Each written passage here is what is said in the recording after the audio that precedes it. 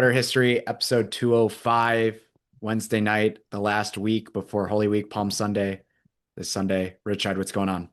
A blessed feast day of the Assumption. Not the Assumption. Enunciation. Enunciation. The Annunciation. How could I say Assumption? I knew it was an A one. Yeah. Forgive me, O Lord. And Saint Gabriel, forgive me for that too.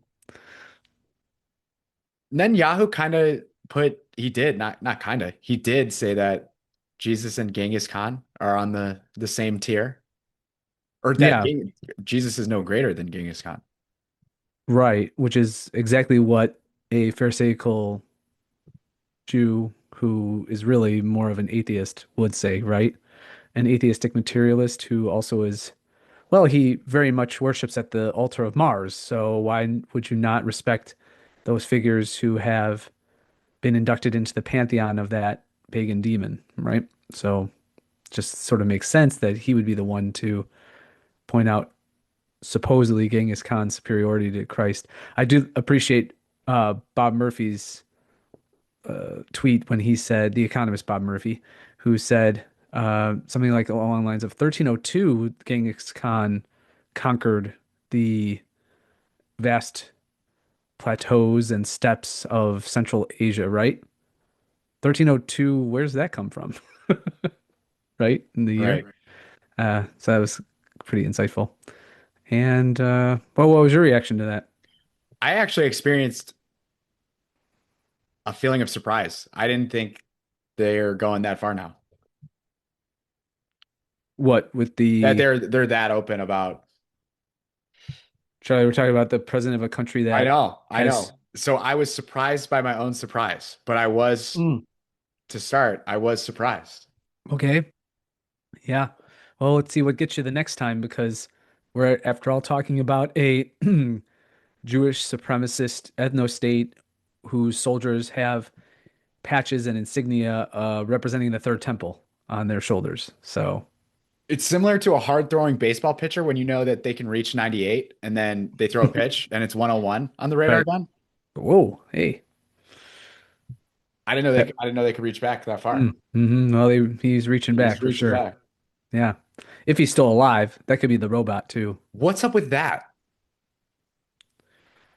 I haven't Well, really looked into that. the theory is that he died in a missile strike earlier in the war, and that ever since they've been AI shuffling him or the bot or lookalike around. And I don't know if it was a strategy of the Israelis to do a somewhat limited hangout when they put maybe they did put an AI version out there where it shows he had something that looked like a six fingered hand and he's not speaking at the same cadence and he looks very pale if not plastic in terms of his look. I don't know. I just think there would be a greater sense of universal relief if that even if it wasn't totally known that one less demoniac was alive, Because genocidal. they have to start doing that. They have to start doing They're what? gonna start doing the AI hologram. So they'll put the AI version out to see, do the people believe this, even if the Yes. person's alive. That way they Right. know, okay, this one works. Right. hmm Testing the AI Manchurian waters. Yeah. Your reaction to the Genghis Khan, any surprise there? I take it not as much as me. No, because this is a man who likes to invoke scripture or ancient reference and history to justify his homicidal and Machiavellian efforts. So when this is a guy who at the beginning of the war with Hamas and Gaza said, well, these people are all Amalek. And that was the activation. It was pushing the let's murder them all button because our God justifies that, and this is a sure sign that we are the superior and chosen people. And there's no better way, as God instructs throughout the Old and New Testaments to and holy the entirety of Holy Writ and theology. There's no better way to choose your or to prove your status as the true chosen people than to go out, rape, pillage, and murder.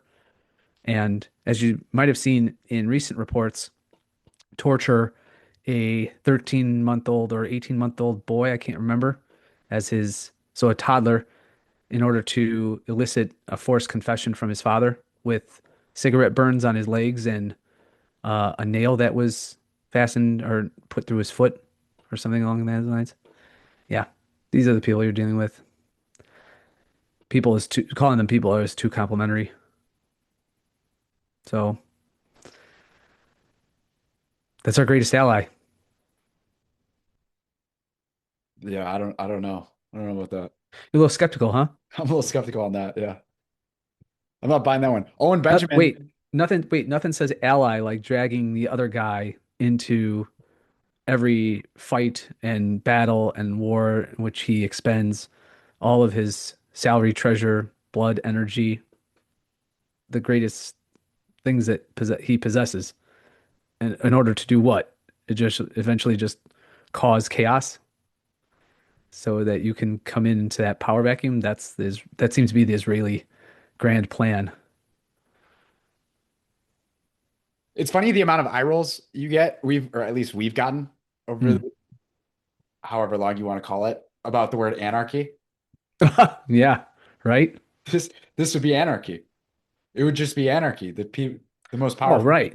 the most powerful people would take over and ruin it for the rest of us. Hmm. Yes, there's a possibly apocryphal, hard to attribute quote to Gustave de Molinari, and it goes something along these lines: Anarchy does not guarantee the absence of thievery, pillaging, violence, and injustice, but government does, right? So, yes, if you choose, it's I again, the from my perspective, history shows and elucidates quite clearly, and it becomes all the more poignant in current and contemporary times like these that we're in the driver's seat. There's no there's I keep getting these tweets and I from people who are talking about the destruction, the craziness, the illogic, the destructive, nonsensical behavior of these states and governments, and I just everyone's exasperated by the whole thing, and I just take that gif of the anarcho-capitalist flag waving and I just repost it. So the proof's there. Our guy Owen Benjamin had a good reaction. Again, Yeah. You want to play that clip? let's play it. Christ has no advantage over Genghis Khan. Because if you are strong enough, ruthless enough, powerful enough, evil will overcome good. Aggression will overcome moderation. So you have no choice.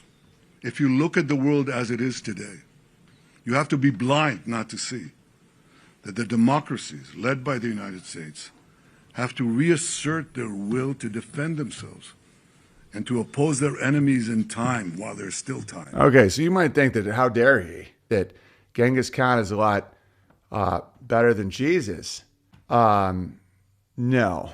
Because people are like, oh, there's 30 million Chinamen that are related to Genghis Khan. No, no, no. That would be Genghis Ron. History remembers one man who conquered half the globe. A force of nature, a master of war, a name feared across continents. And then there was Ron. I'm Genghis Khan's right-hand man. Treaties, public relations, parties. He torches the city, I pour the wine.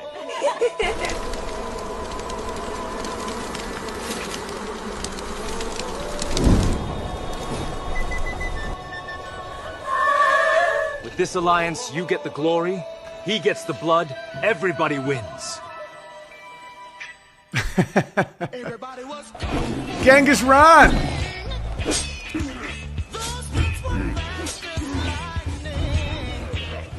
Who ordered the Mongolian beef? Coming this summer, the story of two friends whose conquests launched an empire.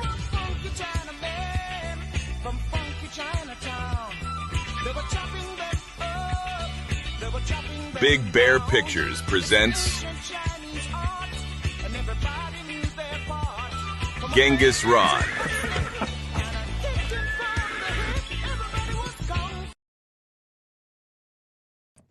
Who wants some Mongolian beef, huh? Just an unbelievable run that guy's been on. Genghis Khan. How do you think of that? Right? How Yeah. do you think, oh, okay, I'm going to do a short on the mysterious ladies man who's the real genius behind Genghis Khan. It's Genghis Khan. Slaying bitches. Yeah. You had an interesting take that I wanted to talk about more. Hmm. Expatriating, more on your radar. You've brought it up in the past. Well, let's talk first about one of the reasons I want to expatriate, and that's the Chinese are innovating, building, creating new energy sources and systems, and California can't build a monorail train from San Francisco to Los Angeles. Nor did you see, remember the bridge, the key bridge that was devastated when that ship ran into it and toppled in Baltimore, knocked out the bridge? That was more than 2 years ago, from my recollection. It's not even close to being rebuilt. It's just a simple suspension bridge, dude. Come on. So, whereas the Empire State Building was from start to finish, I believe, took 9 months in the lead up and then into the beginning of the Great Depression of all times, and it was finished without all the modern conveniences and mechanisms and machinery that we supposedly have at our hands now. And California can't build a monorail, and you can't do a basic repair and reconstruction of a bridge that was knocked out by your own ship. Right. Right? And it wasn't some attack from an Iranian missile yet. But so yeah. Oh, and I don't mean I don't want that to be fodder for the Mark Levins that are trying to say that the Iranians can reach the east coast of the United States with their ballistic missiles yet. But in any case, yeah. And meanwhile, China is doing this. So let's take a look at it, Charlie. This is astounding to me. I just can't. I couldn't believe it. Yeah, I and it's always knew real. I always knew that there was a a bunch of mirrors pointing at the sun and redirecting into a beam type solution. I just I didn't know it actually existed. Right. And And that so, and that at the center of it is this is kind of biblical. It's a pillar of salt, yes, that is right? biblical. Right. So let's read through this. China's solar power plant. And again, I checked this out. This is all real. China's solar power plant in Dunhuang uses around 12,000 mirrors to focus sunlight onto a central tower, heating molten salt to extreme temperatures. That heat is then stored and used to generate electricity on demand, including after sunset. And for those of you watching the video, you could see this power plant Duang, the salt tower, the brilliant light that emanates from this beam or from this uh, what would you call it? A kind of antenna of sorts. And then the power is stored in the plant below it and attached. Do you have the other tweet where there's more descriptor? Yeah. Okay. So Your fridge runs 24 hours a day. Solar panels only work while the sun's out. That mismatch is the entire reason this plant exists. And the fix is just hot salt. yes. So what's amazing to me and drives us home as being so innovative is that not only does it produce immense amount of power that is sustainable, but on top of that, it doesn't require any of the real rare earth metals that are so valued now in the construction of like the need for lithium for batteries or cobalt or bauxite or any of these other things that are needed to create these electrical power plants essentially. So yeah, page up. Let's read the rest of this. This is really amazing what they can do. The Dunhuang plant in China's Gobi Desert uses 12,000 mirrors aimed at a single tower about as tall as an 80-story building. Hmm. All that focused sunlight heats a mix of salts, the same stuff in fertilizer, to 565 degrees Celsius, hot enough to glow red. The liquid salt gets pumped into giant insulated tanks. The tanks are so well insulated, they only lose about 1 degree Celsius per day. When the city needs electricity at 2 a.m., the hot salt boils water into steam. The steam spins a turbine and you get power. Same basic process as a coal plant, just no coal. Right. So they've rigged what essentially would otherwise be a coal plant with mirrors that can bring up the temperature of the salt. And then through insulation and other processes, ensure steam production that can to turn the turbines that generate the electricity. It's just this is what the Chinese are doing. We're done for. This is and what I mean by done for is I'm not a xenophobe. I'm not one that fears China, right? I would in a perfect world, what would have been done is over the course of the last 40 or 50 years as China liberalized or more so embraced really market capitalism, is that we would continue to facilitate that by, yes, open trade and exchange and not the debasement of our own currency that also happens to serve as the world's reserve currency, so that as a result, there'd be a a healthy type of economic competition rather than this antagonism because it's clear not only in terms of its breadth, but its potentiality and its innovative nature. The Chinese economy, especially in terms of manufacturing, but also technological innovation and pushing real infrastructure improvements. Another thing I saw just this week, China opened the highest suspension bridge in the world. It's something I want to say it's somewhere at like 9,500 feet in a mountain range in China. Wow. And it's beautiful. I mean, so, and you look at these pictures of how modern and clean the various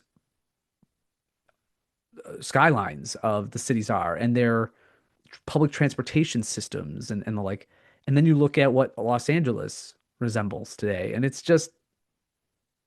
like heaven to hell or a purgatory at the very least. So yeah, we could keep going here, and I just don't see all of the writing is on the wall of the conditions by which great civilizations and empires fall in very rapid succession relative to their previous years and decades or centuries of existence.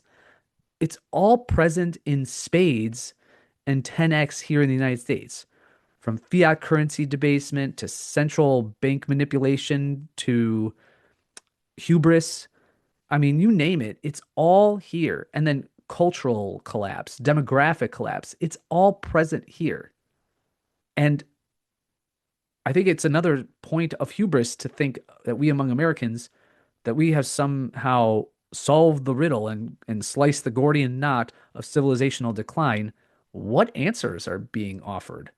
Our political class is a bunch of rapacious and lecherous, mainly elderly boomers who think it's 1990 again. I don't where's the future here? Here's what makes this different from regular solar. The storage lasts 11 hours. Hmm. Sun goes down, plant keeps running all night. The big batteries that cities plug into their power grids right now, those typically hold about 4 hours of electricity. Building batteries that last 11 hours is possible, but the cost balloons fast. A German energy storage study found that storing energy in hot salt costs roughly 33 times less than storing it in the lithium ion batteries we use today. Right. China has built 27 of these plants so far. 27. So that's not the one in the Gobi Desert at Zhuangheng is only one of 27. And they have plans to build more. Go ahead. Enough to power roughly 1 million homes. They doubled that number in 2025 alone. Another 3,000 megawatts, enough for about 2 million more homes, are under construction right now, with 4,000 more in the planning stage. Beijing wants 15,000 megawatts by 2030. And does anyone believe that they're not going to achieve that? The US tried this same technology once. Ivanpah out in the Mojave Desert cost $2.2 billion, but they skipped the storage part entirely. So it could only make power while the sun was shining. It needed natural gas every morning just to start up. It's now slated to shut down in 2026, 13 years early, because regular solar panels got so cheap, they made the whole project obsolete. Mm-hmm. China took the same idea, added the one part America left out, and is now building dozens of them. One more thing worth knowing, this is what you talked about. The salt is made from basic industrial chemicals, no lithium mining, no cobalt, no rare earth metals, and it lasts 30 years of daily use before the tanks need work. So the tanks need just to be refurbished.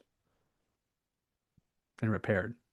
And you can have another 30 years of what amounts to very low input, aside from, I guess, getting the mirrors and the land. But when you, I mean, we're at We no, have that. we have that, we have We can that. make that work. Yeah. So, and it's quite beautiful. I know. I keep That's the looking other at thing. it. It's aesthetically pleasing. Anyway, there you go. So this makes me want to get the hell out of here, all told. To go to China or elsewhere? I did run through a series Oh of man. AI. I spent some time on this. Oh man. Okay. Yeah, I spent some time on this. I have destinations that I would definitely move to. I even asked my kids, would you want to move to Malaysia? And they're like, yeah, let's do it. And so and my high schoolers said, damn, that would be pretty awesome to say I lived a year or two in Malaysia. I said, well, here's the problem. If we go to live in KL, Kuala Lumpur, or something like that, or Georgetown on Penang Island, we might not want to come back. Right? So that's my number one is Malaysia. Um, again, I put in factors into AI to see what I'm the interested in that prompt, by the way. yeah. I want to Okay, know what the I had them rank how free market and safe the city or country slash area is. Then high quality of urban living. So what and then what were the other parameters? Easy access to traditional Catholicism. Doesn't the communities don't have to be in the majority, but they have to have a significant presence. I put, let's see. Oh, evidence that there's no chemtrails and spraying of clouds or wow. weather manipulation. Because I don't know about you, Charlie. Today was one of those breaking point days where after the Lee Zeldin thing where the EPA commissioner Lee Zeldin came out over the weekend and said, okay, yes, chemtrails are happening and we're going to try to cease them. Okay, we're going to stop them. Yeah, well, guess what? Ever since he said that, people are reporting from Portland and western to eastern Oregon, all the way through to Colorado, Pennsylvania, Ohio, Chicago. I mean, they're looking up and they're seeing enormous chemtrails, and it's constant. Today, did you notice today? Today it was clear day in the morning, and then all of a sudden they came out and they were spraying. And I even took one with my a shot of it with my phone in the morning at about 7:30 in the morning. And said more poison for us. Thanks, Lee Zeldin and Bob Kennedy Jr. So it's paying all this lip service or acknowledging the problem and then doing nothing about it is almost more galling than just ignoring it altogether and doing nothing. Um, so yeah, so that was a criterion, and I said nice golf courses. So yeah, I mean, do you want to know that? Well, so I had AI rank Which what would AI? be. I use Grok. So Grok gave me Malaysia was number one, like Kuala Lumpur or Georgetown and Penang Island. The Philippines was really ranked high. Um, then South Korea was on there. Um, yeah, and then oh yeah, I mean one of the inputs because it's so Catholic is East Timor or Timor Leste because it's 99% Catholic, the independent state that's a former Portuguese colony that anyway, but Dili's not that safe and it's not as developed nearly as the other locales. Singapore ranked high, Hong Kong ranked high, right? For all of those things. Major minority, but present Catholic communities, all of those, except for Philippines, which is majority Catholic. And then I said, I put this up further. I said, well, what if I had to move to mainland China?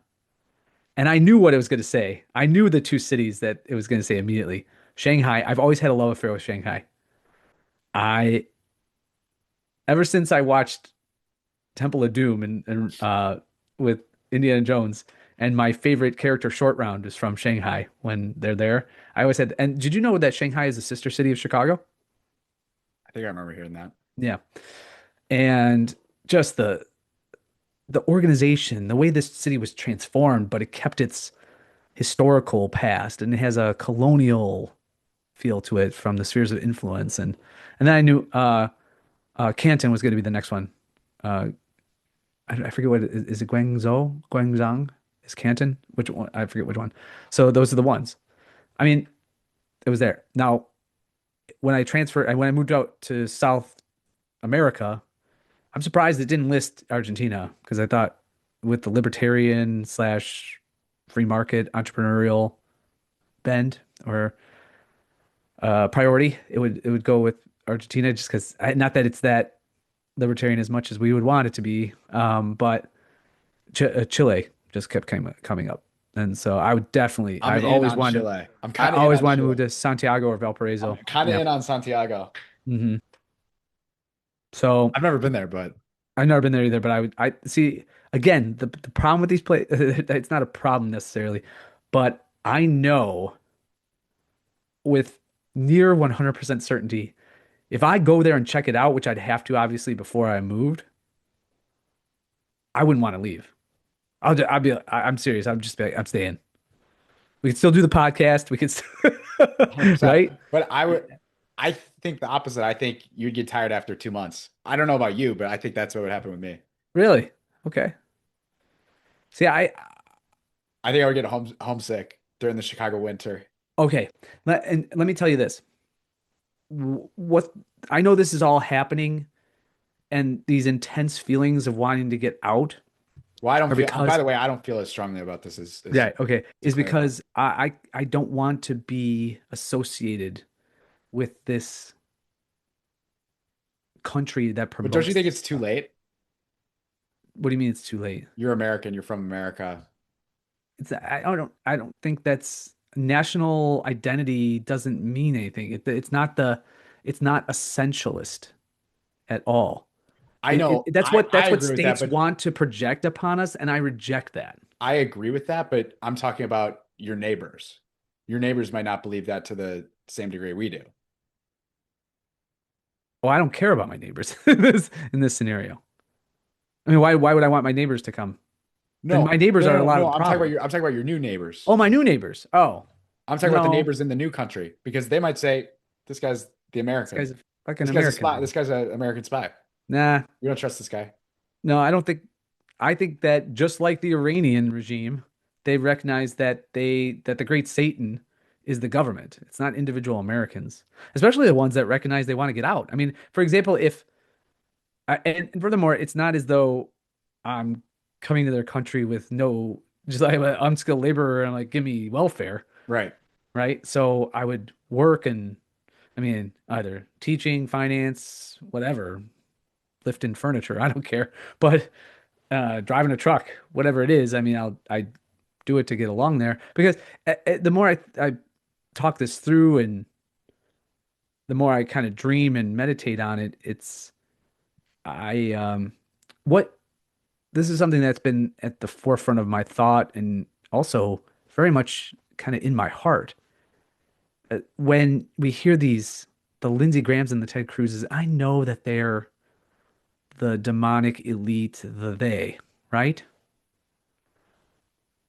But there's more than just a small contingent of people that believe in the same things that they do. Right. That's And they true. found a home and it's prominent here. Like American Christian Zionist evangelicals are so whacked. They're so gone.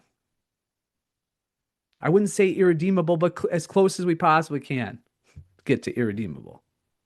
Right? And the idea that I share some sort of affinity or great allegiance to them just because they're American, whatever that means. I don't know what that means anymore. You and I wrote a history book that makes the point, like Garrett said back in the 1930s and 40s, that America, as it was properly defined, emerging from the best of what amounted to and then resulted in the American Revolution or the time after the American Revolution with the establishment of a generally weak governmental framework. Not that weak, unfortunately, as we see. And Ryan, I'm right on board with Ryan McMaken. I read a piece about from Ryan McMaken. He said like the Constitution failed. I mean, it's failing. It failed quickly, and it failed again and over again. It's certainly failing now. Um, so my point being is that the thought that I share some sort of grand affiliation with some Christian Zionist in Oklahoma or this Mark Wayne Mullen who is essentially two steps from a caveman who was just promoted as the replacement for another idiot Christian Zionist, and that's Christy Nome, that I have some sort of allegiance or fraternal sense with them, but I don't have it with Iranian Christians. I mean, or for that matter, Palestinian Catholics, or even, for example, West Bank Muslims and Lebanese, and along with my Maronite brothers and sisters. But my,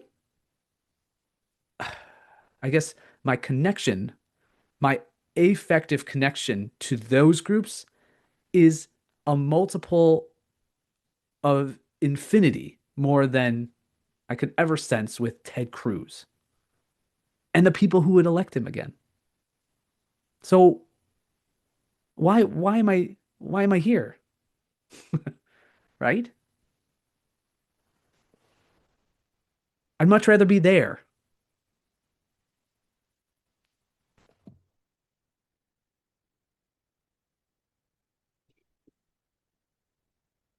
Yeah, that's interesting. I didn't think about it that deeply. About the but I don't know. None of the ones you listed to me seem as cool as Chicago long term still. But Really. yeah, I mean, See, I look around Chicago, I see a failing and dead city or dying city. really? I see Detroit, except Detroit's actually much more on the rebound. Chicago's declining, and Chicago or Detroit's in many ways resurrecting from disaster. Chicago's like a old veteran team that sucks in baseball and doesn't want to recognize that it needs to totally rebuild, Like the White go Sox. back to the basics or fundamentals. So what about the fact that you I don't mean, what about, I mean, we constantly ridicule elements of culture, the economic situation, pension liabilities, inefficiencies, criminality, corruption. yeah, but don't you think you're gonna get to Shanghai and you're gonna find out about a million other things that are also happening there? Okay, yes, I will, but uh I will go to Shanghai. I mean, the proof is in not so much the pudding, the proof is in the output or the outputting, right? I mean, the Chinese are doing things that America at its height in, let's say it's the Gilded Age, or let's say it's the shortly thereafter, that America was synonymous for, synonymous with, right? Immense transformative innovation. I There's that old saying, this country is eating its seed corn. It's not as Rothbard and Mises correctly diagnosed. It's not storing up its capital to be allocated in the most efficacious of ways. It's expending that capital. And it's expending it in waste, fraud, abuse, misallocation, monetary manipulation, central banking to benefit the financialization of the American economy rather than see a broad, innovative, and vivacious potential that could be realized here yet again. I don't see any signs of that. I see people wanting to build AI data centers, and yet you could say there are companies that are trying to work for innovating but and powering AI data centers. Like there's a company called Oklo, and they're making mini nuclear reactors to power these data centers. But I mean, is AI and data centers, that's where we're going instead of facing head on, as the tweet pointed out. China perfected this method of power Right. generation, of electricity Took them 30 generation. years. Yes. And the United States, the American companies tried to do it, and it was a total waste. The facility's getting shut down after 13 years because they didn't think about how to possibly store and make it feasible for when the sun's not out.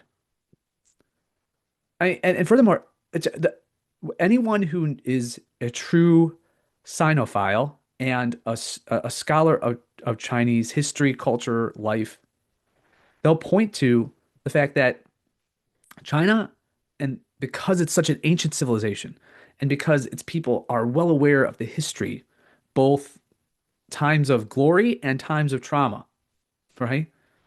They play very long games. Like diplomat, I am just absolutely astounded as this dying empire of the United States thrashes about and is just, has essentially a Nero or a Caligula at its, and a class of Caligulas as its political elites driving things, right?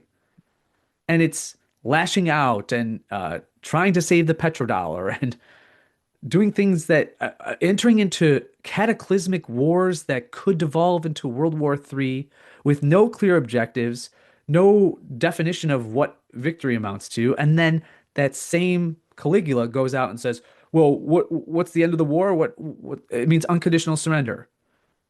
But we've already won the war. But the Iranian regime hasn't surrendered." The guy's there's little doubt in my mind that he is insane. This is a schizophrenic, demented individual. I mean, would you be shocked that if they said, "Oh, well, he's suffering from dementia"? There was a Jimmy Dore. I was listening to Jimmy Dore yesterday. He had a guy who he follows on Twitter or whatever. They did a 20-minute timeline of all of the claims that Trump made in a press conference, and they were almost. I mean, we're talking within a 2 to 3 minute period. One point was made, and then it was contradicted. Right? The war is over, but the Strait of Hormuz is closed. So we have to fight to open it. Right? So that means the war continues.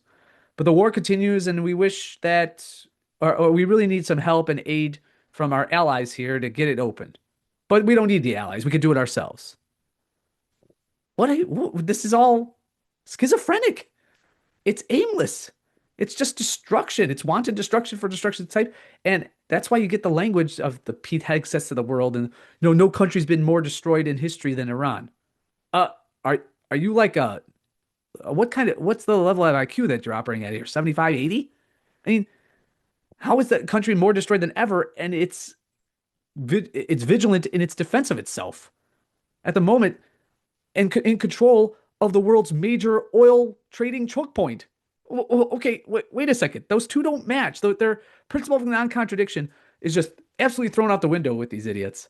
And unfortunately, you have a very, from what it seems, intimidated Washington and White House press corps that doesn't, or maybe isn't allowed to ask any pressing questions. Well, guess what? If you're going to get thrown out and get booted from the press room, let it go out with a bang, right?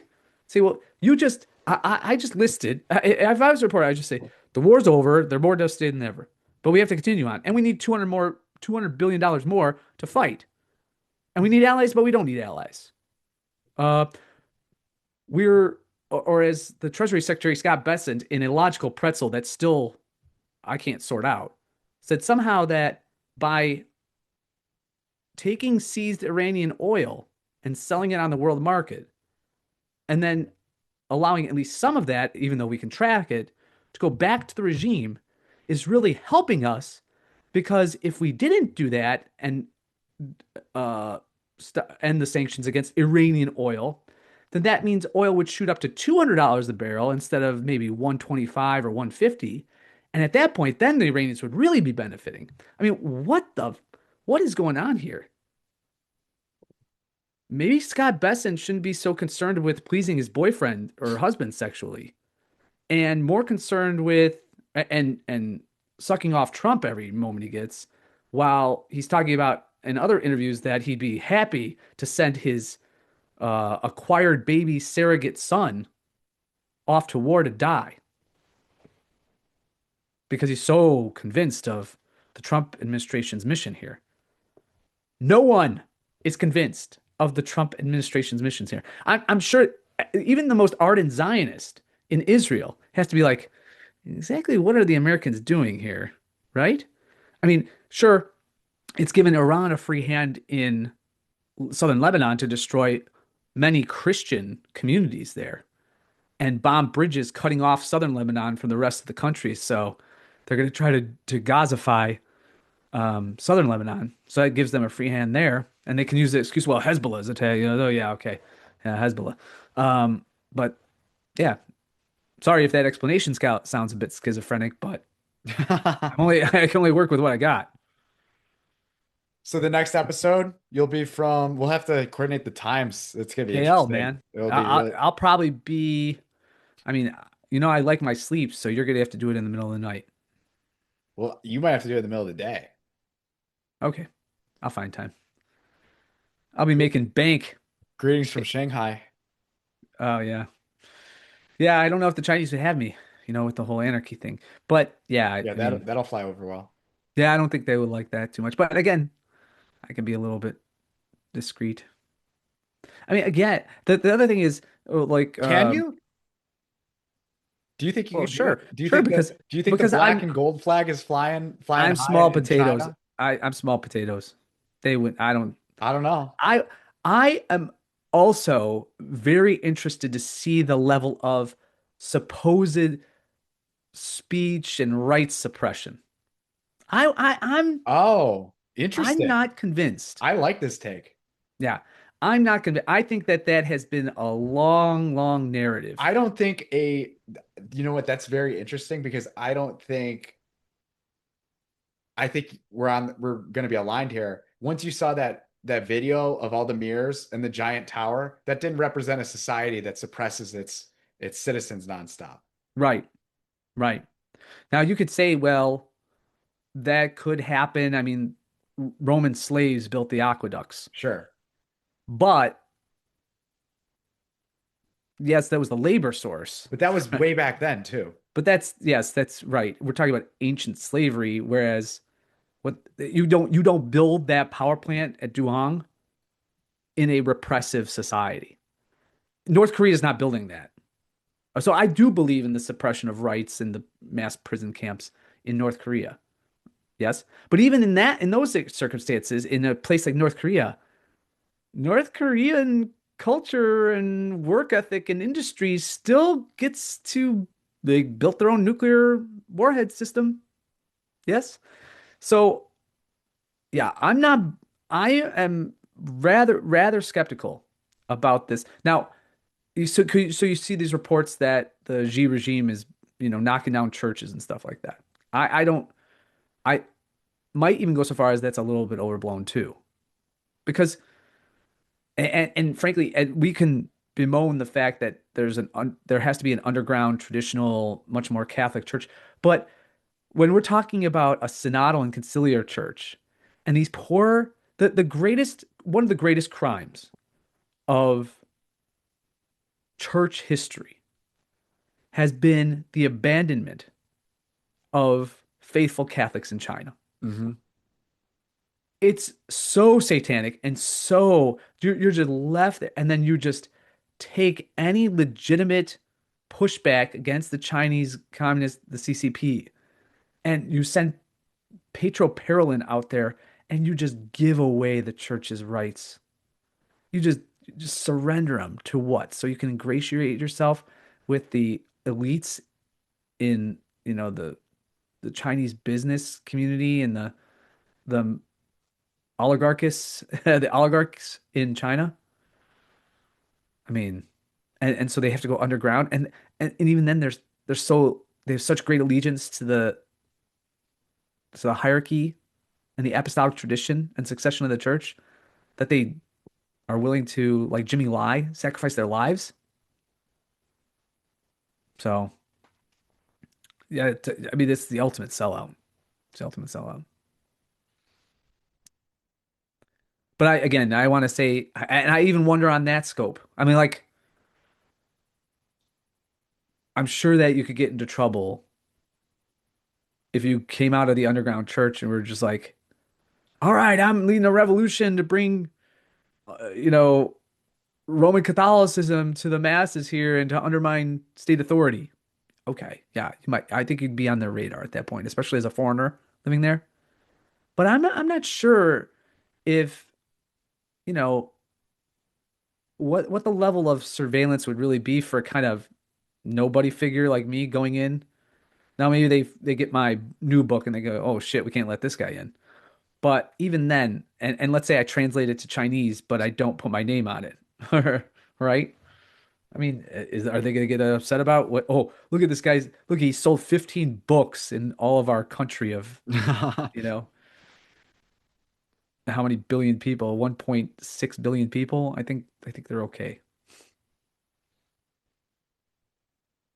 Is that all you have on moving out of the States? Other than that, it when I think about it, it gives me a great sense of relief and great sense of hope. And I think about my ancestors who came from Austria and Ireland and Germany under similar oppressive circumstances. Now, obviously, they had much more. I say similar in terms of the causes, not in terms of the conditions or the level of impoverishment sometimes that they felt, right? Desperation, material desperation. I'm not there. We're obviously not there yet, correct? Is there potential for that? There's potential for that. Yeah. I mean, what I mean by potential for that is like feeling the pinch that your standard of living and even the collective standard of living of those in the vicinity and around us as degrades to a great degree. I mean, you get a depression here and a whoosh of these markets, and you're going to see a lot of misery, especially because people are so conditioned by the standards of livings to which we have become accustomed. Well, it's really what's kept it all together, isn't it? It is what's kept it all together, and but that's also because if that the elevation, the constant I agree with living the all this. American dream or the attaining a standard of living and setting that previous standard of living, like your childhood experience of material prosperity, is supposed to be your floor, and then you're supposed to rise above that. But my generation is the first one in a long time that is not materially as well off and successful as their parents' generation. And how many successive generations is that going to take until there's real consternation, real desire to say this thing is not working? And then if there is an economic depression, then that very rickety pedestal on which that American dream narrative and I suppose possibility, reverie up in the clouds is no longer attainable or even reasonably attainable.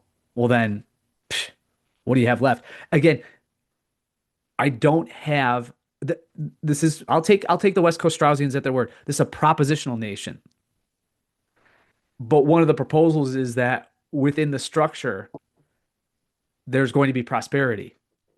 But you take away the prosperity that is supposed to be the natural consequence of America operating as it's supposed to, or being dominant in the world hegemon as it is now, or whatever, and it's gone. I think you're going to see American identity vanish as quickly as it appeared, supposedly appeared. That would be my take. So you might say, well, you're not practicing the virtue of patriotism. Aquinas listed patriotism as a virtue. You're supposed to love your fatherland. That's all dependent upon the culture, people, makeup of that civilization being something to be beloved.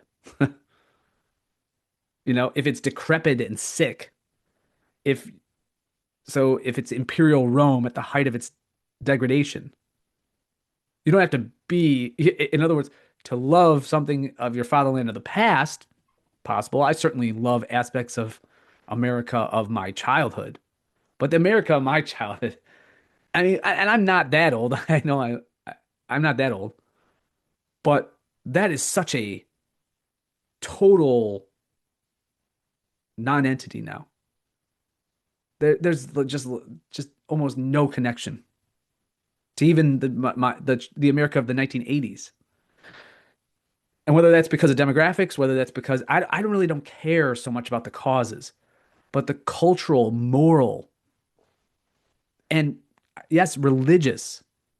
I go and also say I'd say educational degradation of the country is so utterly ubiquitous and so nearly complete that I don't see a lot of buds for renewal. I don't want to just blame. I don't want to just blame like the country as such, or even the federal and state government or local governments and the like, and the regime. I'm not blaming that. There are 1,000 different factors. I mean, the evisceration of the American church, the Catholic Church in the United States. I mean, we can point to signs that there are conversions, yes, but the statistic also is that for every one convert that comes in, there's 8 people that leave. That's not growth by any stretch of the imagination. Um, are there vibrant traditional communities? Sure, there are, and maybe they're going to lead the renewal and restoration. But that's going to take a century. I mean, it took a century for American Catholics to build up these thought to be unassailable eternal institutions. The Catholic school system was I mean, think about that. You have a country that's awash with immigrants just pouring in. And that country, that people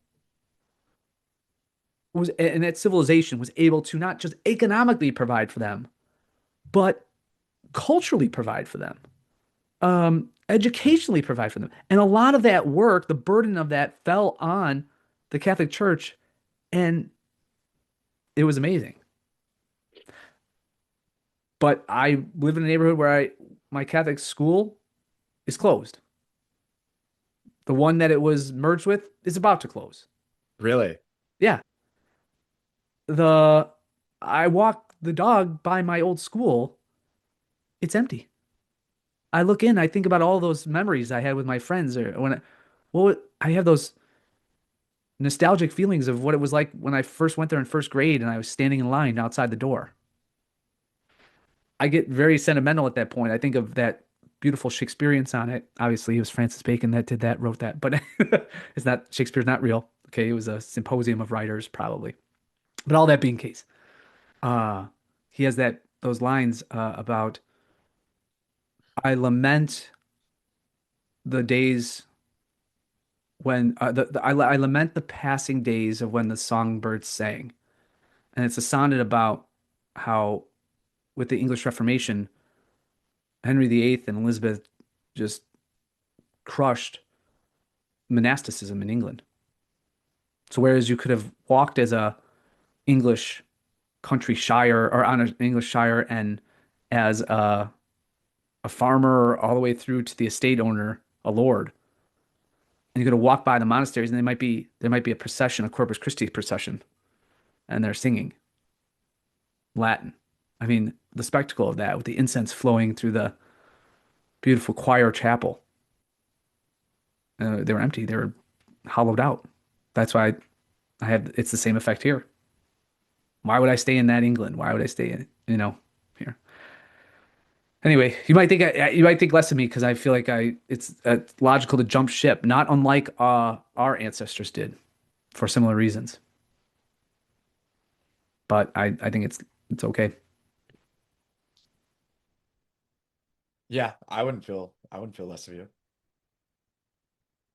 Do you want to talk about a town that isn't the best representation The of mere presence, there's no Oak Park, Malaysia, okay? Here it is. Meanwhile in Oak Park. We should go to your gay suburb now. The People segment, meanwhile, in Oak Park, brought to you by Tridentine Brewing. I wonder if there's any Chinese people dreaming of coming to Oak Park, Illinois. No, they're too sensible, I think. Let's start. So we've got two opinions. Let's talk about the fact. We've been talking about this for Oh, another wow. story we've been talking about for years. West Suburban Medical Center closes patient care amid payroll crisis. So, what does a hospital do if it closes patient care? What's left? Internal email obtained by Wednesday Journal says hospital will close patient care this week due to revenue system failures. West Suburban Medical Center will close its patient operations this week as the Oak Park Hospital deals with a financial crisis, according to a hospital-wide email obtained and verified by Wednesday Journal. Mm. The hospital will halt patient care this week and, quote, furlough many colleagues as the system doesn't have the money to cover its payroll, according to an email sent by Resilience Health CEO Manoj Prasad to the health system staff Wednesday morning. Known in college as Menage a Trois, Prasad. Prasad told Wednesday Journal that only the hospital's emergency department was temporarily closing at 4 p.m. Wednesday and that patients within the hospital would be transferred over the next few days. He added that the rest of the hospital's services will cease this week and return once the hospital's billing system starts working. How's the billing system to start working? It's like, oh, well, it's the billing system that's the problem. How about it's the absence of money that's the problem? The impending closure of West Sub includes both its Oak Park campus on Austin Boulevard and its office campus on Lake Street and River Forest.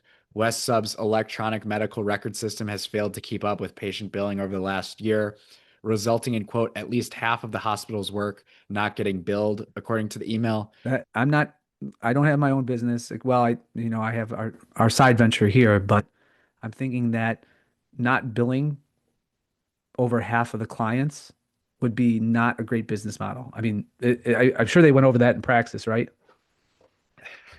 Yeah, shout out Praxis.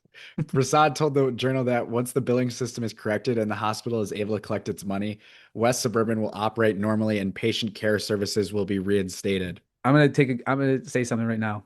It's never coming back. It's closed for good. No. Yes, it's closed for good. There's no way.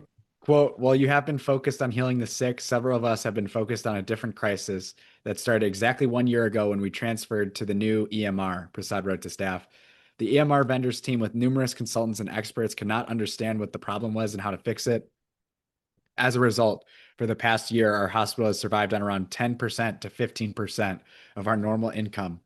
To put things in perspective, imagine if your family's monthly income fell by 90%. Thanks, Manoj. Yeah, thanks. Fell by 90% for a full year. That is how we've been feeling. That's why it was all 100 minus 10 is 90. Yes, it was all those superior math skills that gave him his nickname in college.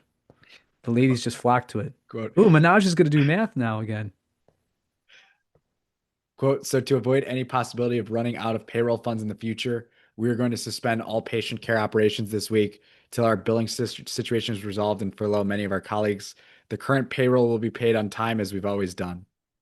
Prasad said in an email to the Journal that for 11 months, he knew the system wasn't accurately billing for the hospital's work. When asked what could have been done differently to prevent this situation, Prasad said, quote, I do not want to finger point. Because they don't point back at you, you idiot.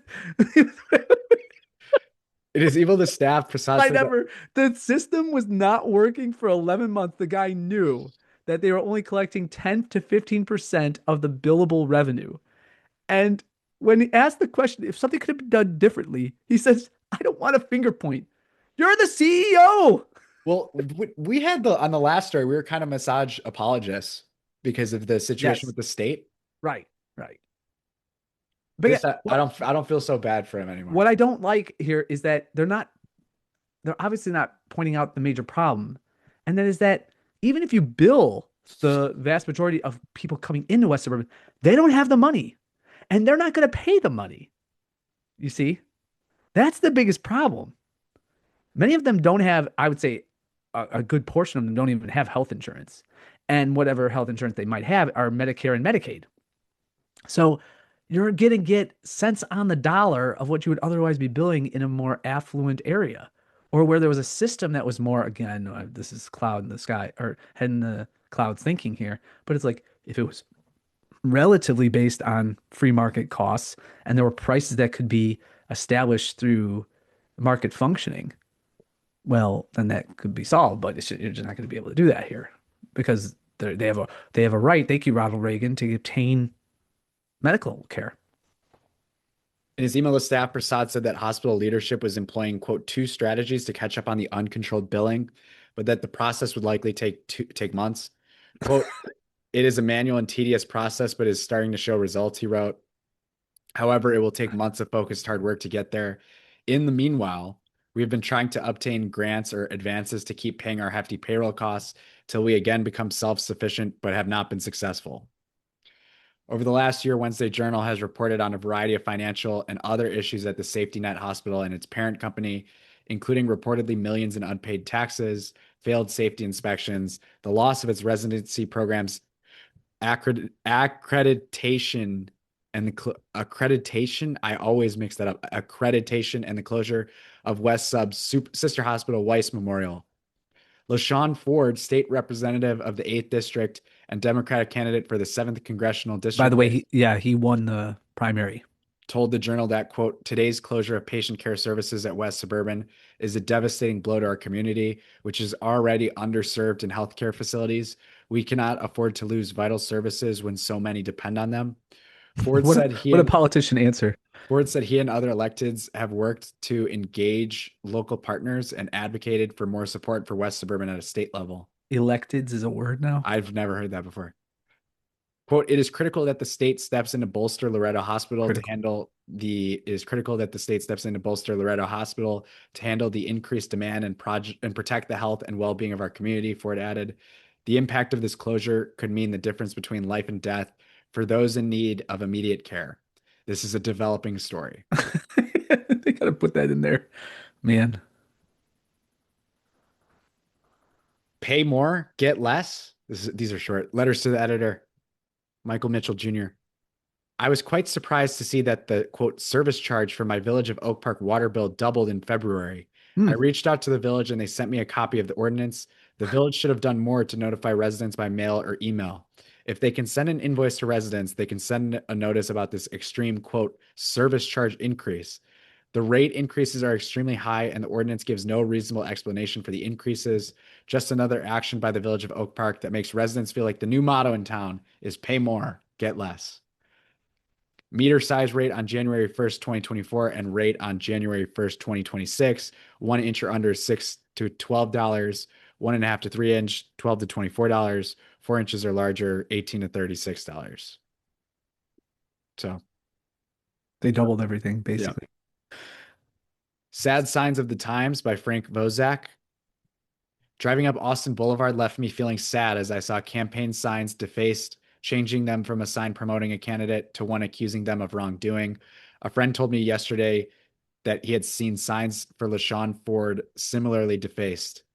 On TV, I see attack ads against public servants running for higher office, the very public servants I have personally researched and found to be worthy of admiration for their active roles in improving our lives. In an election full of great candidates, all we see are attack ads written by mysterious political action committees, the mill for attack ads in the general election against whoever becomes the candidate chosen by the voters. Have we forgotten what we believe? That for the good of the country, it's the principles, not the personalities of our leaders? To see politicians who share values, ethics, and concerns about us as citizens tearing into each other is very disappointing. Long ago, when I was involved in helping run candidates for election, I would be out on the streets of Oak Park knocking on doors, and I would run into former village trustee Ray Johnson campaigning for the other guy. It was always a pleasant meeting. Because you're all in on the grift, Frank. You and Ray. We may have had differing ideas about the best ideas for improving Oak Park, but we respected each other's love for our village and the validity of each other's ideas. As Ray would always say, quote, you can disagree without being disagreeable. I wish our current politicians shared Ray's wisdom. You and Ray can go suck a dick. Come on, guys. Get a life. How much have these people really improved your lives at all? That's the segment. Meanwhile in Oak Park, would have happened if I'd gone for it and just said, no, I'm gay. On a park, brought to you by Trident Team Brewing. There you go. Sorry to be vulgar. I got vulgar there. Yeah. Oh well. It was always Frank told me it's okay to be and not be disagreeable as we showered together. As he loofed my back. So yeah. That's Oak Park right there. There's freaking Ray showering. Meanwhile, in Oak Park. Ah. Did we say that's a segment? I did, yeah. Oh, okay, sorry. I was good. Yeah. Well, I'll have to try out the AI where in the world to move to prompt. I'm not as in on it as you are. Oh man, I was right I was doing Google Street Map and looking around and oh man, I could eat here and I'd go and stay in here and yeah. But you're less traveled than I am, right? I mean, A lot less. yeah, so I lived in a foreign country before and I loved it. So I can acclimate, I think. I told you I wake up and I have dreams that I'm still living in Rome. Yeah. Yeah, freaking awesome. And then I wake up and freaking in Chicago. But anyway, so anything else, Charlie? No, that's all I got. All right. Well, go out and, promote our faith. Yeah, everyone who's a faithful Catholic, especially on this day in which Our Lady so humbly, through her fiat, accepted her role in the course of salvation. So, amen. Amen. All right. See you next time. God bless.